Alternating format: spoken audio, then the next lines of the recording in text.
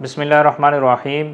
मेरी आप हज़रात से गुजारिश है कि आप तजारत को फ़रोग़ दें, ख़ुद भी ताजिर बनें, दूसरों को भी तजारत के ऊपर उकसाएँ, उनकी भी तजारत के ऊपर रहनुमाई फ़रमाएँ, हौसला अफ़ज़ाई फ़रमाएँ, ताकि उम्मत मुस्लिमा ज़्यादा से ज़्यादा तजारत को फ़रोग़ देने वाली हो। पूरी दुनिया की, पूरे वर्ल्ड की जो मईशत है वो मुसलमानों के पास हो।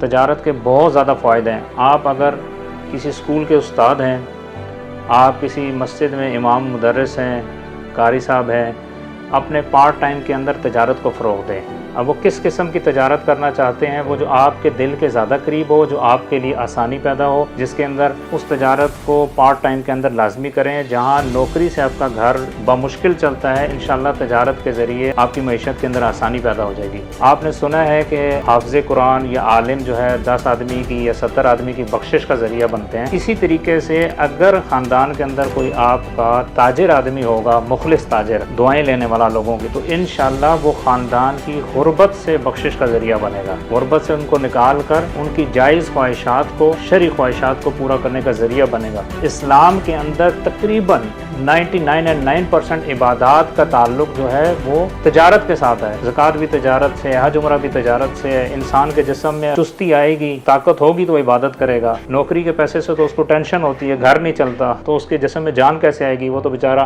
परेशान रहता है। तो इसलिए तजारत को बहुत ज़्यादा फ़रोग़ दें। रफ़ाई काम जो हैं वो ताजिर के ज़रिए होते हैं।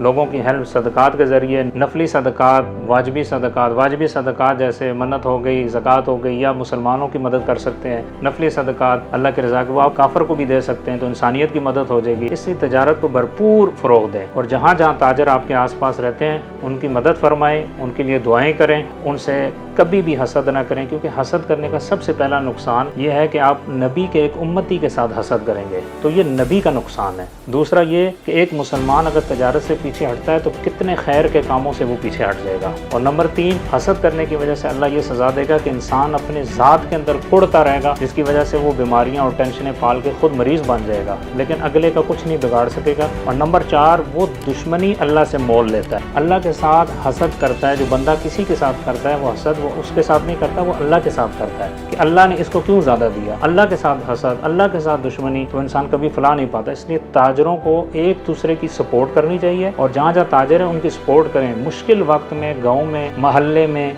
कबीले में, जब भी आप देखें मेरे भाइयों, ये प्रैक्टिकल लाइफ है ना, हमें नज़र आती है ना दिन रात 24 घंटे। तो इसके अंदर जब भी किसी के ऊपर मुश्किल आती है तो गांव वाले, महल्ले वाले, अजीज़ व कारब सबसे पहले तो ताजिर आदमी की तरफ, जो गांव में ताजिर होता है उसकी तरफ रुजू करते हैं कि इससे हमें कोई हेल्प मिल जाए। अगर हम अपने ताजरों की रहनुमाई, हौसला अफजाई, उन पर दुआ नहीं करेंगे तो पूरे गांव में, पूरे महल्ले में सब नौकरी वाले हैं, तो एक दूसरे की मदद नहीं कर सकते। वो बड़ी मुश्किल से अपना घर चलाते हैं। नौकरी वाले हजरात तो शादी, गमी, खुशी में जाते हुए घबराते हैं कि खर्चा होता है। जब अल्लाह ताला आपकी मदद फरमा दे, आपको कामयाब ताजिर बना दे, तो खुदारा उस वक्त जैसे आप अपने अहलो अयाल, माँ बाप, बीवी बच्चों, ख़ानदान, रिश्तेदार, अजीज़ व कारब की फ़िक्र करते हैं, उनके रिज़्क़ की कुशादगी चाहते हैं, इसी तरीके से जो लोग आप पे एतबार करते हैं, ट्रस्ट करते हैं, उनके एतमाद को, उनके प्यार को आप ज़ाया न कर बैठें, मज़ीद तरक्की का ज़रिया बने। उनके घर में भी रिज़्क़ की कुशादगी का आप ज़रिया बने। आप जैसे अपने अहलो अयाल की फ़िक्र करते हैं, बेआईनी इसी तरह लोग भी अपने माँ बाप, अपने बीवी बच्चों और अपने ख़ानदान वालों की रिज़्क़ की कुशादगी चाहते हैं, उनकी फ़िक्र करते हैं। जैसे आपको अपने बच्चे अजीज़ हैं, इसी तरह लोगों को भी अजीज़ हैं। अगर लोग आपके साथ अपना सरमाया